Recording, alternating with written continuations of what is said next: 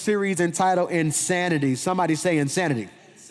The worldly definition of insanity that most of us grew up on is doing the same thing expecting a different result. Doing the same thing expecting a different result. That's critical because our working definition of insanity, Dre, I see what you did. Boy, you a bad boy. Our working definition of insanity is making moves that make no sense to man, but perfect sense to God. I want to stop and suggest that I am in an insane season. Somebody ought to just put that in the comments, an insane season.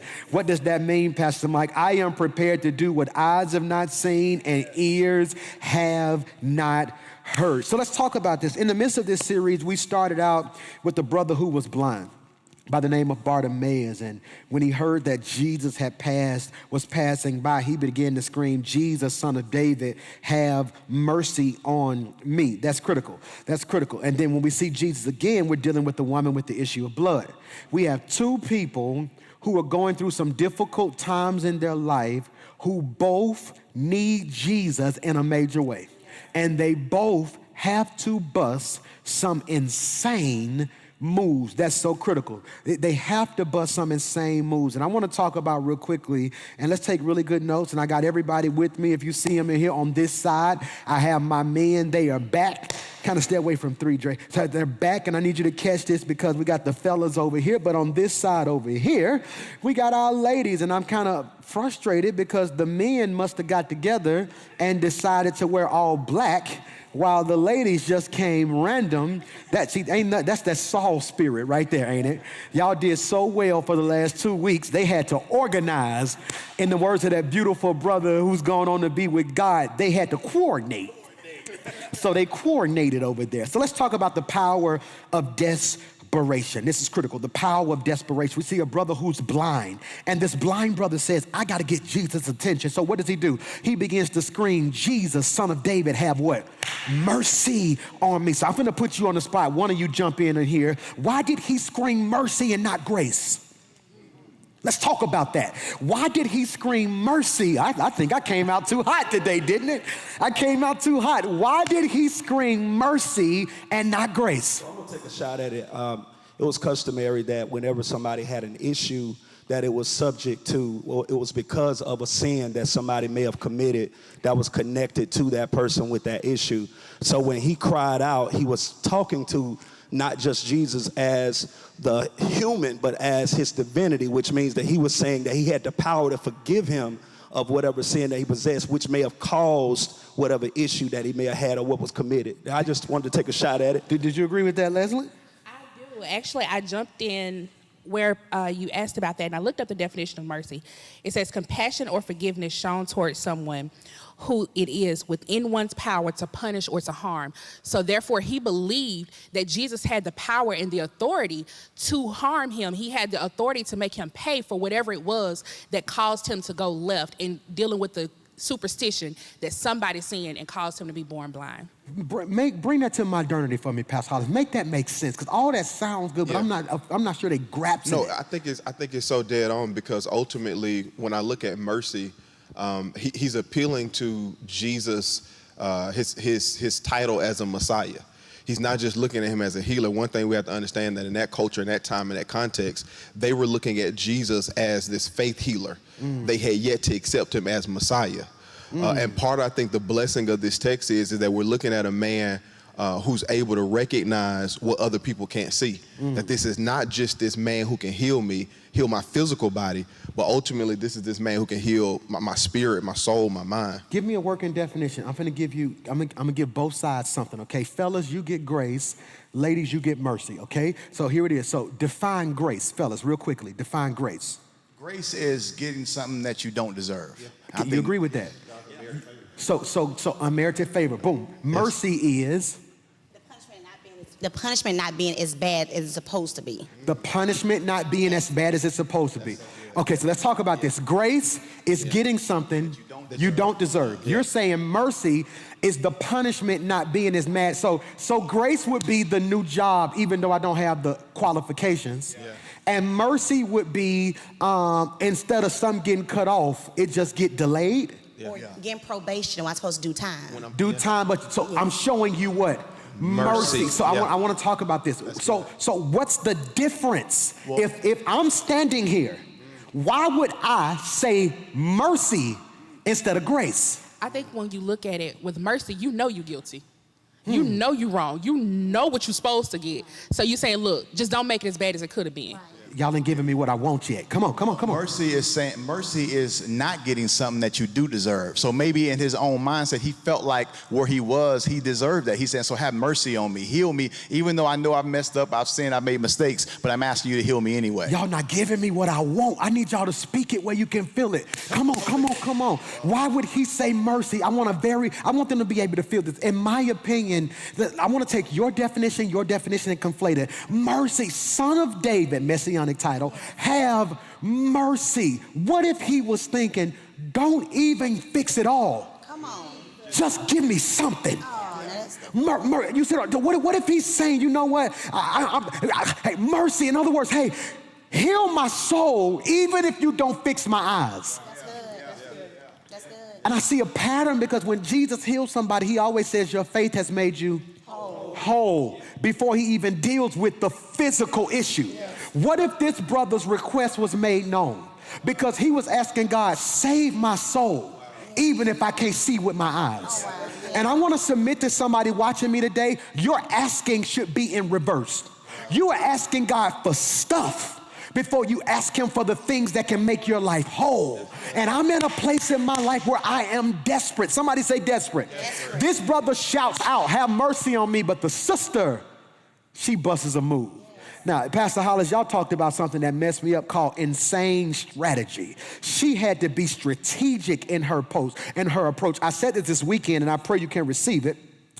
The brother who was blind was known for being blind. He had, I'm scared to go here. I may lose 100 members right here. He had a socially acceptable issue. That's good. I don't think you heard what I just said. He had a socially, culturally, religiously acceptable issue. He's blind. That ain't that deep. So he could go public with his issue because he's blind. Well, you know, we're not going to, he's blind. He's blind now. And that's why I don't like church. Because some people in church only accept stuff that's socially acceptable. So if we see somebody who's a liar, well, he just lied. But then we hate on folk who got stuff that we don't want to address.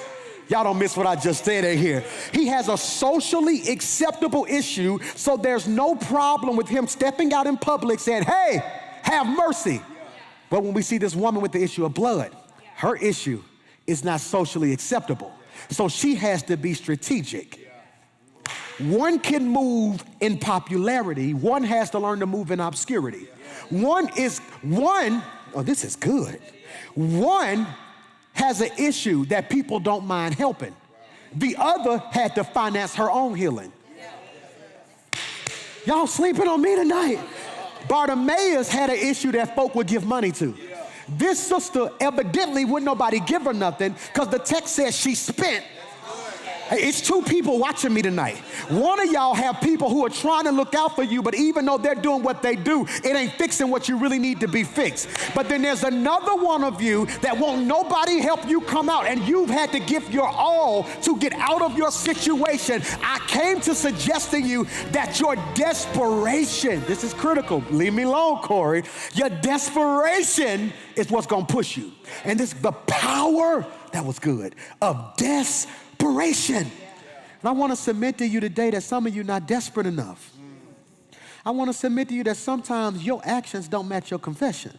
Wow, that's good. Let's talk about that. That's good. Your actions don't match your confession. Yeah. You say out your mouth, I'm ready for God to move, yet you still steal. Yeah. I wonder how many people watching me tonight are still. Y'all missed what I just said. So I wonder how many, let's do some wordplay. How many people watching to me tonight are still? I'm believing God for a new job, ain't applied for nothing. Jesus. Well, me and my family gonna get a house this year, ain't fixed nothing on your credit. Wow. or you just sitting back waiting on God to do it. That word wait doesn't mean I'm looking at the clock. It means I'm in preparation. I am prepared. This is critical, the power of desperation. And I want you to realize Jesus is on what I would call a rock and roll tour. This is crazy. If you're watching, I pray you can catch this, because what's happening, Pastor Mike, he's going from city to city blessing people. But after some time, the very people who he was blessing turned on him and demanded he be killed. One day they love him, the next day they hate on him. I said this weekend, and I think many of you missed it. You have to be careful, because there are certain people in your life who will shout when it's prophesied, then kill you when it manifests. Wow. That's cold-blooded, Curtis. There are people who will shout when it's prophesied, then kill you when it manifests. Make that make sense, Candace. This has an important thing, and I need you to catch this, because there are people in your life, Curtis, who will shout when I announce you pastoring. Yeah. That won't help you when you actually pastoring. Yeah. You got to move, slide. So you got to understand that there are people who will shout when it's prophesied, then kill you when it manifests. So what do we see? Insanity is doing for love instead of with love. Got to catch up. Insanity is doing for love instead of with love. And what I've discovered in my life is that a lot of the pain I have experienced and endured is because I improperly assessed my own motives.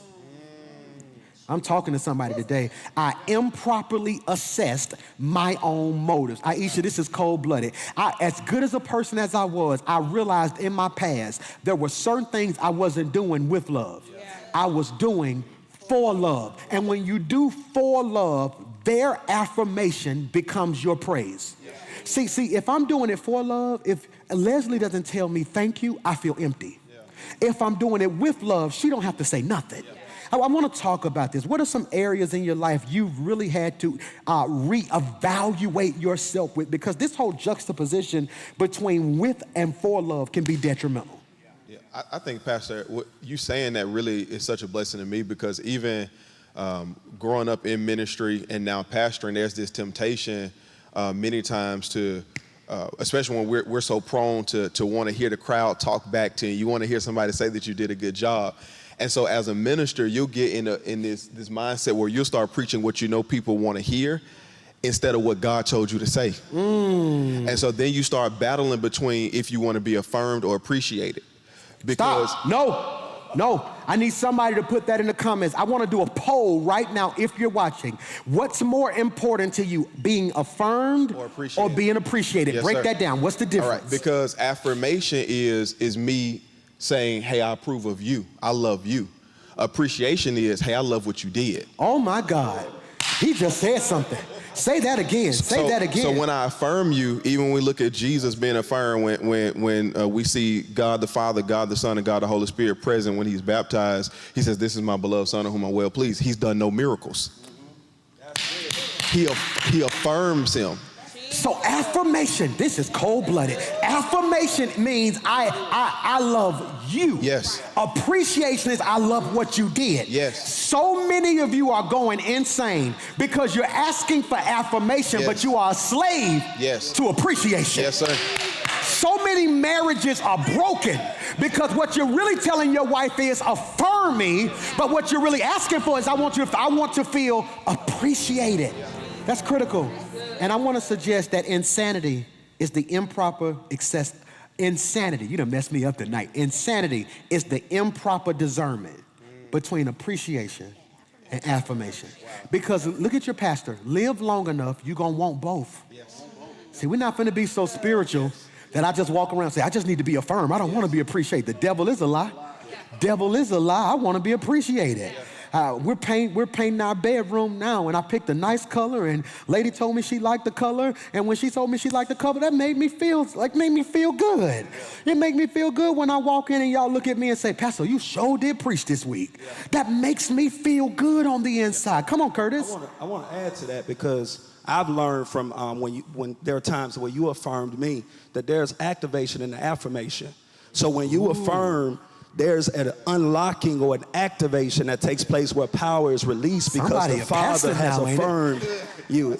I'm just giving you how it was given to me. Somebody's You a started pastor something. now, ain't it? There's activation in the affirmation. Say it again, Curtis. There's activation in the affirmation. Say it like a pastor. There's activation in the affirmation. You better have church with me tonight. There is activation in the affirmation. So we're building this together. There is activation in the affirmation. So if then, it has to be balanced on both sides. If there's activation in affirmation, then there is blank in appreciation. See, it has to be balanced. Because if we leave it like that, they're going to hang up thinking that affirmation is higher than appreciation. So we got to do this live on the spot. So if there is activation in appreciation, because there's also activation in affirmation too, but let's just go deeper. Let's put ourselves on the line today. What is there in appreciation? I would say motivation. Yes, that's exactly what I was going to say. Motivation. If you appreciate me, that motivates me to want to do more. Tighten up. Hear me now. So when I say this, and back in the back, I need y'all to really tighten up tonight. Hear me when I say this, okay? So activation, there is activation and appreciation. So then there is also motivation in Affirmation. No, I said that wrong. I said that wrong. There is motivation and affirmation as well. It's interchangeable. If you think about it, when you affirm us, that motivates us to want to keep going deeper and want more than what we have now. Just like if you appreciate me for what I do, then I want to do more for you. I wonder who right now is depleted because they haven't felt any appreciation. And because they haven't been appreciated, they now lack motivation. Motivation. A prophet. What if Jesus kept walking because there was no appreciation at home? The scripture says a prophet is without honor in his own hometown. That's cold, ain't it? So ain't it crazy when your appreciation comes from foreigners? That's crazy.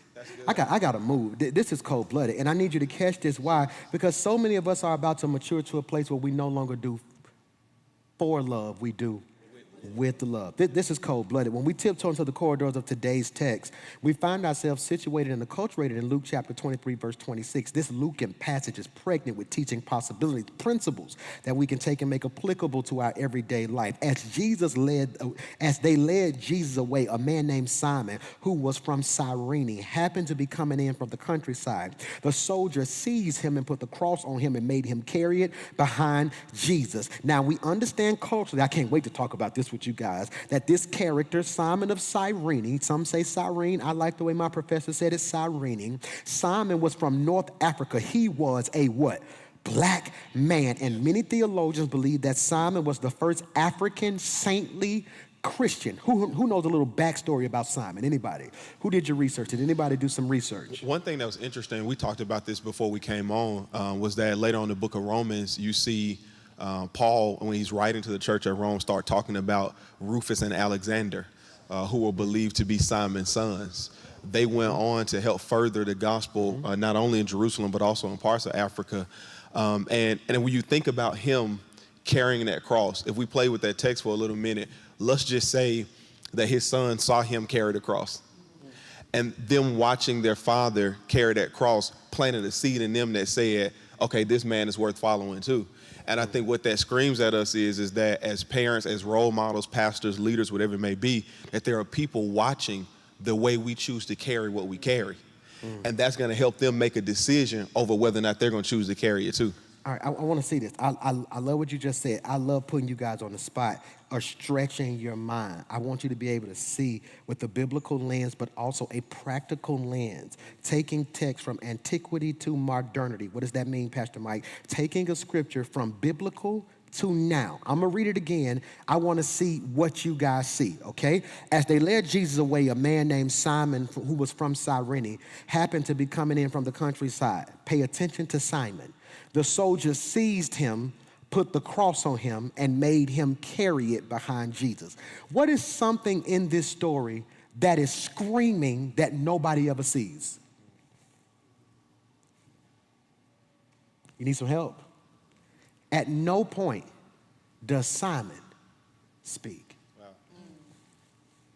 That messed me up in my devotion time this morning. If I'm called out the crowd, arrested, and forced to serve,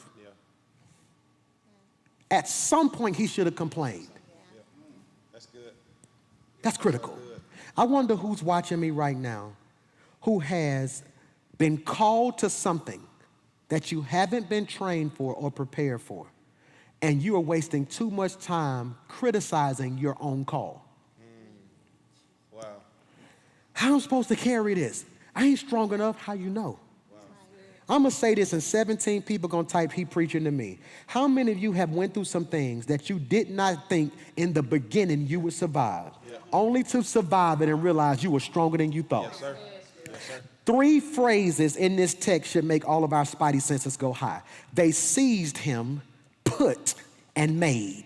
That's critical. We don't know if Simon was strong. We don't know if he was weak. All we do know is without training, without preparation, he was able to handle whatever the enemy threw at him. Insanity is assuming because they did it to you, you can do it. Insanity is assuming because they did it, you can do it. And too many people are sitting on the sidelines of life, watching you guys, watching you carry crosses, assuming they're light. I wish I could speak to my singles, and all my singles, you better get ready. I got something crazy coming to you. PMJ Live and Uncut Singles Ministry. It's going to be one of the craziest, most empowering, spiritually edifying nights you've ever experienced in your single season. And one thing I want to submit to you, you are too busy looking at other people's crosses or victories, assuming that's a weight you can carry. That's cold-blooded, ain't it? I want to talk about this, and I pray you can receive it. I want to submit to you that what's driving a lot of your haters, a lot of your enemies crazy, driving them insane, is that they can't figure out how you're doing what you're doing. That's cold-blooded, ain't it? They seized him. The soldiers seized him and put a cross on him and made him carry it behind Jesus. Now notice this is the only story, Luke is the only writer who records this story and says, made him carry it behind Jesus. Behind Jesus. That's critical. I said this weekend, and I pray you can receive it, that proximity can either kill or build. That's cold-blooded. Proximity can either kill or build. I was tripping the other day. I had the boys, we were working on football, and we went to the park and they had their little helmet on and we were throwing the ball. Xander, who's 13, Mason, who's 11. I told Xander to check Mason. I said, jam him. He's hitting Mason in the chest, and Mason's quick. He's normally able to get off of that, but Xander's 13, so he's getting off, but he's feeling it. Hitting him in the chest, hitting him in the chest, hitting him in the chest, and I saw it, and I was paying attention to see if that broke him or motivated him. See, that's what I was doing as a dad. I was trying to sit there and see, would he get discouraged because he wasn't strong enough? Or would he get mad and rise to the occasion? I want to submit to somebody watching me today that you have cowered in seasons when you should have rose to the occasion. You spent too much time talking about what happened when you should have been focusing on what God was trying to change. Oh, I want to talk about that. Let's talk. What crosses have you had to carry that if you didn't address it or approach it the right way, it could have broke you, but because you were spiritually mature, it made you grow? That is so good.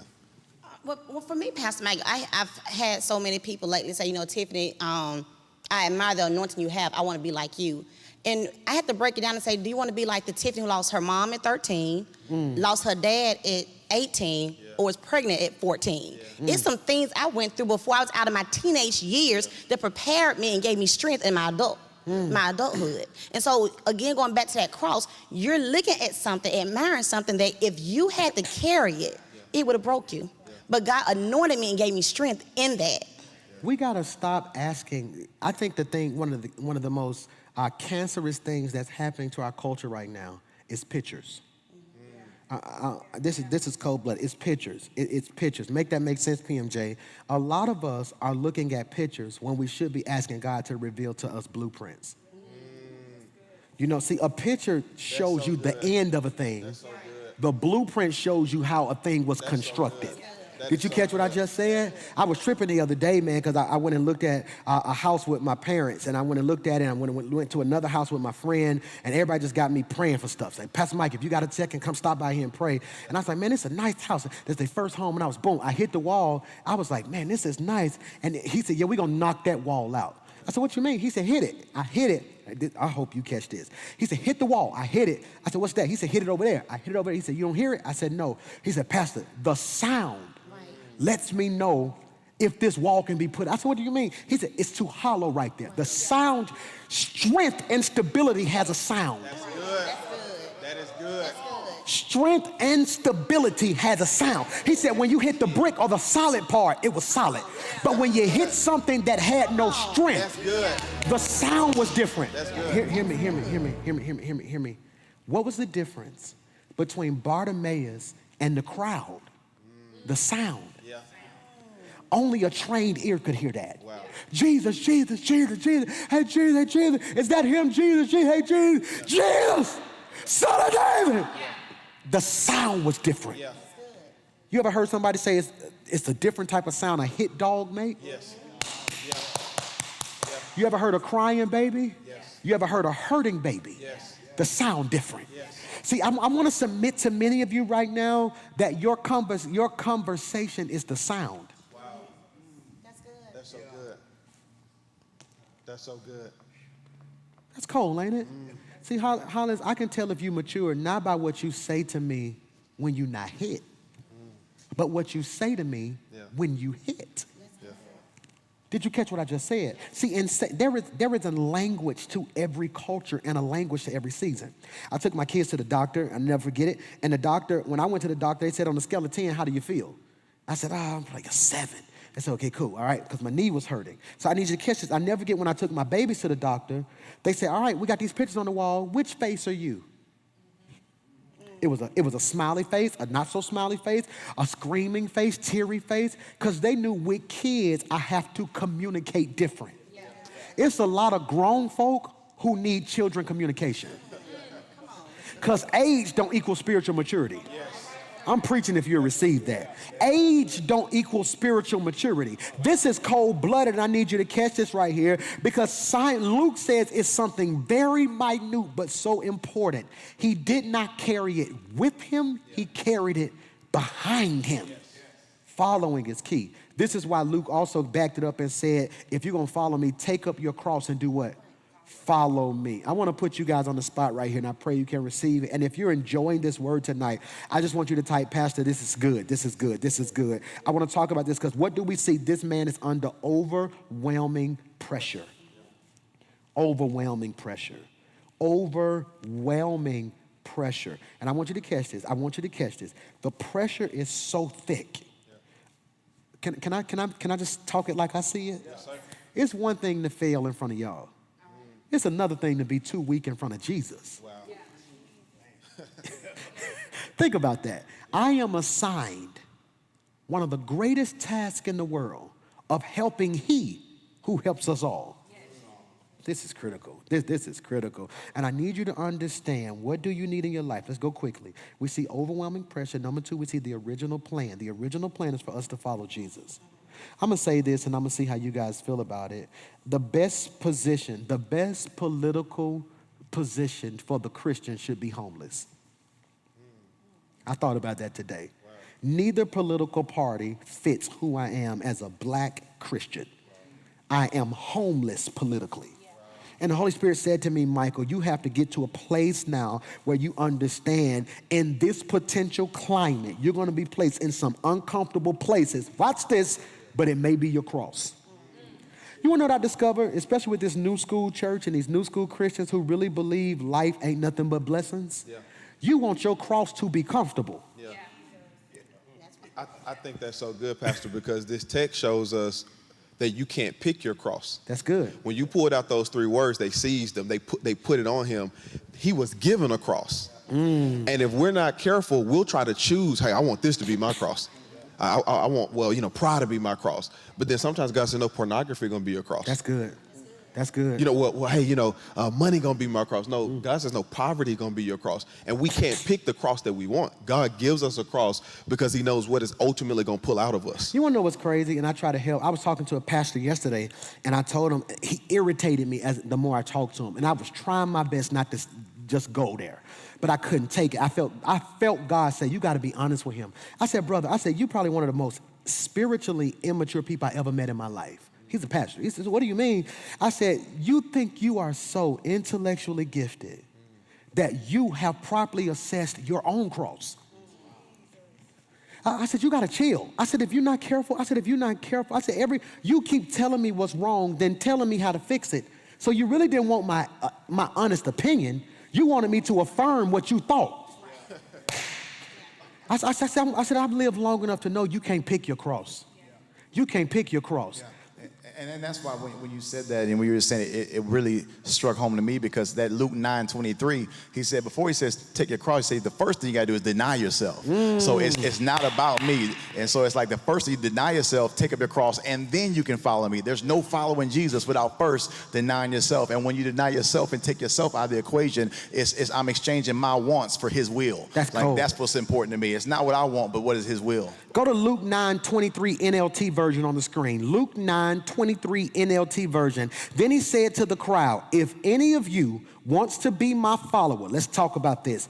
You must give up your own way. That deny myself, give up your own way. The thing that you think is the best route for you, you have to trust me totally. I said this weekend, and I pray you can receive it. God ain't my co-pilot. He's driving. I'm a passenger in this thing.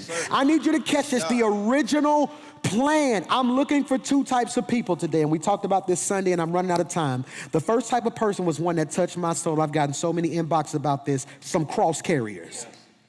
I said this weekend, and let's unpack this. True connection is revealed, not in your conversation, but in what you carry.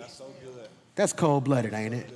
True connection is revealed too fast, not in your conversation, but in what you carry. That's cold-blooded. I want to discuss with this, and I pray you can catch this, that everybody talk good, but I'm in a season of my life where I can make an honest to God statement. I pray you can receive it. I can't carry this alone.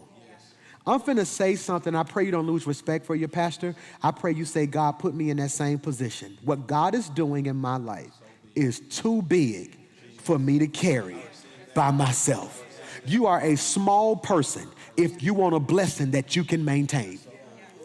I don't think y'all heard what I just said. You are a small person if you want a blessing that you can maintain. I'm finna prophesy, and 10 of y'all gonna receive it. The next job is too big for you not to have an assistant. The next check is too big for you not to have an accountant. The next blessing is too big for you not to have a team to help you carry it. I speak by faith. What God is about to do in your life is so big, you're going to need some cross carriers. Is that not good? Some cross carriers. And true connection is revealed not in your conversation, but in what you carry. Stop talking and pick some up. Do I need to say that again? Stop talking and pick some up. I'm so tired of being on the phone talking about what I'm doing, and you just saying, man, that's crazy. No, pick it up. You see me trying to start a business. Stop telling me you praying for me. Pick something up. Stop asking for a discount. Pay full price from me like you would do it over the mouth. Pick something. 7 people who are pursuing something that's bigger than you, who believe God is opening some crazy doors in your life. You ought to just type, pick something up.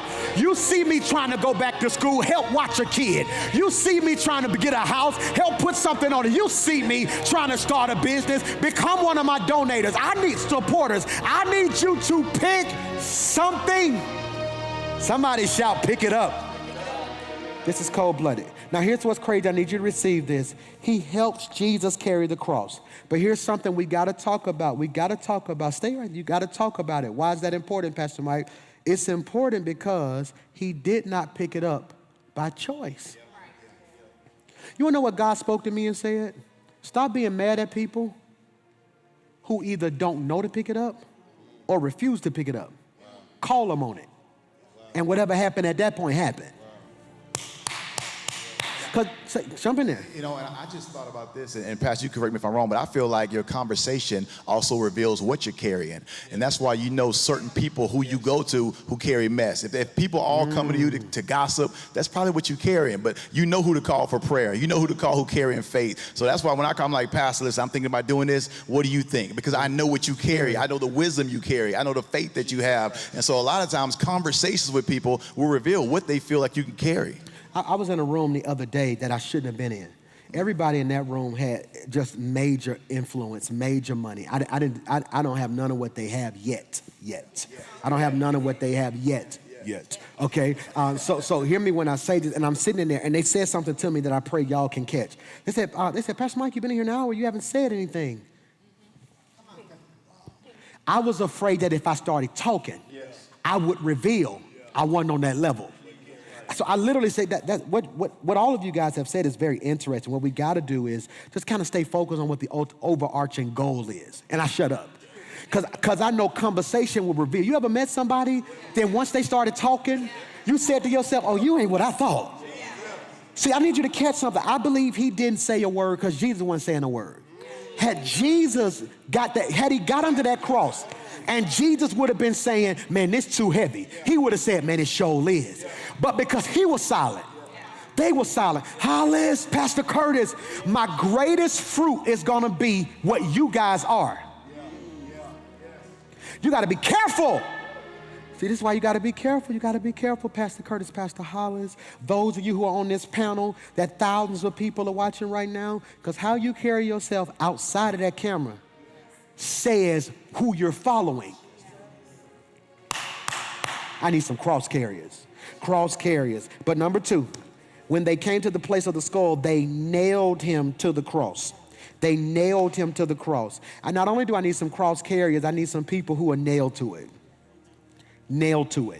In other words, this is, can we put this in the notes? Am I helping anybody? Can we put this in the notes? Connection versus covenant. Connection versus covenant. Yep. I'm discerning and I'm discovering there's a very distinct difference between who I'm connected to and who I'm in covenant with. Can we make it simple? Who's attached to me and who's assigned to me. I'm nailed to it. Win, lose, or draw, Kurt, I'm nailed to you. So if God blesses Curtis that when we come out of COVID, it's 3,000 people waiting on him in Montgomery, I'm gonna be standing right there on stage with a smile on my face. God forbid Kurt gets in something and it's a major scandal, I'm gonna be standing right there, right next to him. Why, PMJ? I'm nailed to him. Some of you guys are frustrated, and some of you watching me are experiencing intense pain, deep-rooted pain, because you went through a trial in your life and you discovered the people you thought were nailed to you were just attached to you. I got teary-eyed the other day, and this may not make sense to a lot of people. I got teary-eyed because in our laundry room, my wife went to the store and kind of bought these baskets. Then she ordered something offline. It's a little picture that says McClure Family Laundry Room, and we just thought it was so cute. And she said, baby, put that up in the laundry room for me. So I took some nails out, and I was nailing the wall, and I just started crying. So then my boys looked at me and said, why are you crying? I said, because when me and mommy got married, we was living in this apartment. And they told us we couldn't put nails in the wall. So we had to go to Walmart and kind of get these little glue little things, the thing that you pull it. And I can remember when we got ready to move, we were scared because, man, we nailed the wall. I said, this is my wall. I said, I can do what I want to it. This is my wall. And that nail just messed me up because a nail is somewhat permanent. You know the difference between nail and tape? For the most part, once you tape, if you pull it off, it may be something, but you just kind of fix that. When you nail something, it leaves a sign. It leaves a sign. You can't be nailed to me and not be different. Because I was thinking about the difference between attachments and connections. Come on. And some people are connected to you, and then there's some people that are attached to you. So an example would be my phone. So when it comes to an attachment with my phone, you have a phone clip, you have a phone case. If I take the phone case away from the phone doesn't stop working. The case doesn't cease being a phone case. But if I take the battery out of a phone, then the phone stops working and the battery has no significance. And so we gotta be careful that we're not attached to people or we have people attached to us that the moment that they leave us, they never even benefited us in the first place. We gotta be connected to people that are connected to us, that it's a give and take relationship, which means that you feed me and I feed you, you strengthen me and I strengthen you, you build me, I build you. But when you're attached to somebody, the moment they leave you, they never even benefited you in the first place. I want to say this, and I pray you can receive it. What you're saying, if I could summarize, McClure-rise, and contemporize what you just said, that there are certain people in our life who are accessories and certain people who are necessary. And I thought about it's a difference in a contract and a covenant. See, in a contract, it's verbiage in there that can let you get out of it if you want to break it. But with a covenant, some blood got to be shed. You can't just walk away when you're in covenant with somebody. Yes. That's come on. When the nail is removed, there's a hole left. And so I've had people that were nailed to me, and if when they left, I felt it was something missing. And there's been other people where when they left, it was like tape. I ain't feel nothing. I ain't feel nothing. So I think that's the difference too. And you got to understand the value of those people who are nailed to you. That, I know everybody's replaceable, but there's some people when they leave, it's gonna leave a hole. It's gonna leave a hole. This is a public service announcement to every person who walked out your life and you forgot about them. They weren't nailed. But then there were certain people who left, you ain't been the same since. They left a hole. Pastor, I want to jump in there because y'all really stirring something up, and my wife wants to be like your wife so bad. Y'all started decorating, so then she got me at the house decorating. And I was hanging this picture, and we got the command strips that you're talking about. I put the command strips on the picture, and I was out on the deck last night watching the Laker game, and when I came in the house, I slammed the door too hard. And when I slammed the door, somehow the picture fell off the command strips, right? And so I tried to put it back up there. An hour later, it fell down again. And I looked at my wife and said, I told you I should have nailed that. Because had I nailed the picture to the wall, the nail would have the capacity to hold it. When truth be told, the command strip couldn't handle the weight. The weight. And so many times when you have people who are just attached to you, they can't handle the weight. That's good. And so ultimately, when they can't handle the weight, they fall off, which is why I think it's so important that you have people who are nailed to you. So when life gets hard and when you have pressure, when you have problems, when stuff goes left, you don't fall off because you weren't just attached, you were nailed. Can you handle the weight? I want every person watching me from this day forward that when anyone new comes into your life, read a disclaimer. Wow. I want you to tell them, before you call me friend, before you call me bae, before you call me wife, before you call me husband, before you call me your partner, before you call yourself a member, before you call me pastor, make sure you can handle the weight. You are too anointed. See, many of you are crying about folk who fell off. A lot of people didn't leave, they fell off. There's a difference between leaving and falling off. Leaving is a decision. Falling off meant the weight got so heavy. I can't even remember when you stopped coming around. I can't even remember when we stopped talking. It was the weight. There is a weight that comes with me. Watch this. Watch this. Somebody say wait. Wait. I see you, Corey. Somebody say wait. Wait. Let's talk about this. I'm out of time. Shall I proceed? Yes, indeed. So here it is. Let's reenact this. Guard sees Jesus carrying the cross. Most scholars believe the reason they picked someone to help him carry it was because they looked and saw Jesus was at a point of death. And had he died before the crucifixion, they would have been killed. There are certain people the devil is using just to keep you alive. Everybody who help you ain't a blessing. Certain people are keeping you alive because the devil has greater plans for you. Do I need to say that again? I've lived long enough to know that God has a plan for me, and also the devil has a plan. Now, the devil's plan is not going to work in Jesus' name, but he does put. Look, I got to go before I lose my train of thought. Jesus, can I paint the picture? Jesus carrying the cross. He's falling. He's walked as far as he could walk. He's been beaten in the back with a cat of nine tails, which means it's ripping his flesh off. So he's bleeding from the back, bleeding from the chest, crown of thorns, bleeding from his head. That's a lot of blood loss. He's weak. We know he ain't ate or drunk nothing. He's at the point of exhaustion. They look and say, somebody got to help him. And they scan the crowd. You, come here. See, we were taught favor was you. But sometimes the enemy picks you because you look different. I need you to catch this. It's the look that makes it. I don't know why they picked Simon, but I need you to catch this. I hope you catch this. I hope you catch this. I hope you catch this. I hope you catch this. Jesus evidently needed help carrying his cross. Watch this. And the disciples are nowhere to be found. Peter should have had that cross on his back. Peter, I want to ask you a scholarly question. Luke is writing this, right? Yes. Does this mean Luke was present?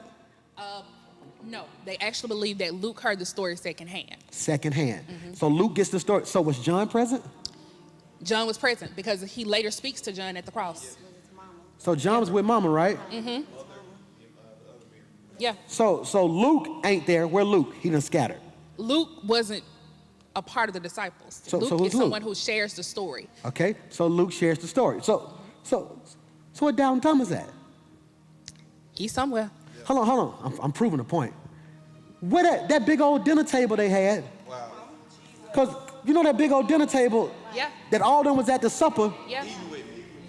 Eating with me. What the folk who got the conversation of carrying cross? So you were good enough to pass out fish, good enough to roll in the cities with me.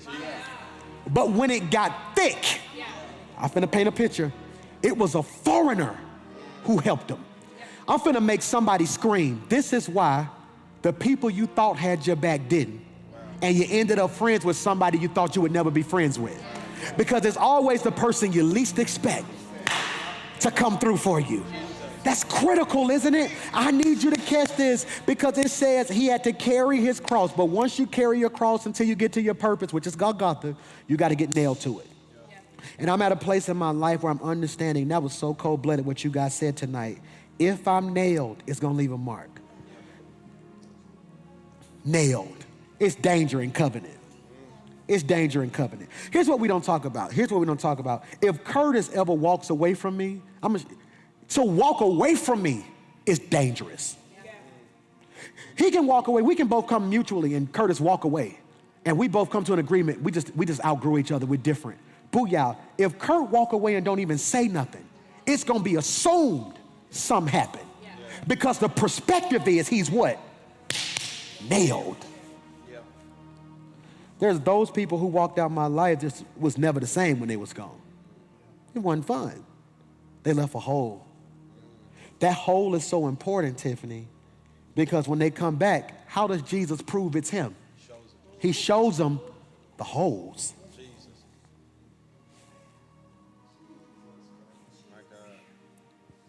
He shows them the holes. You should have just recognized my face, but that ain't good enough. I'm going to show you what I survived.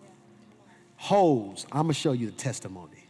And I think that helps. Even when I look at relationship with establishing with you, when you can be transparent and honest enough to let people see your holes, so that people can know how to love you, so people can know what you need. Because a lot of times we think people come to us whole. A lot of times God sends us people that already have holes, that He's bringing us into their life because He knows that we have what they need. We carry what they need to be able to love them even past the holes, the disappointments, the people that have walked out, that have hurt them. That we're the ones that can be the ones that can carry that to make them whole.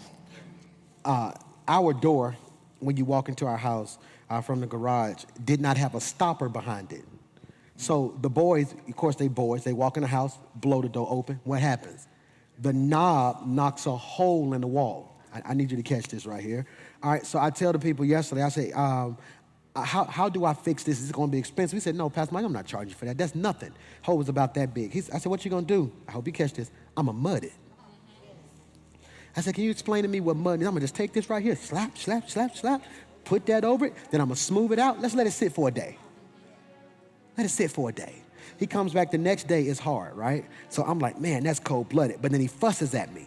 He says, Pastor Mike, he said, what you did last night? I said, I didn't do nothing. He said, what you do last night? I said, I didn't do nothing. He said, I gotta re-mud this wall. I said, why? You didn't touch it? I said, I just wanted to see if it was ready. He said, but I said, don't touch it till this morning. He said, so I'm gonna redo it again. I said, all right, cool. Then he got busy, hasn't been back. Right now, there's still a hole in my wall because I touched something too soon. Healing was taking place, but I had to touch it. I hope somebody watching me today realizes that text is a touch. Taking that trip down memory lane is a touch. Reliving past pain is a touch. You was almost mudded and free, but you just had to touch it again. You was picking at that scab. It was almost whole. Have you ever had a scab that was good, but then you peel it back and you make it bleed again? God told me to tell you, stop touching it.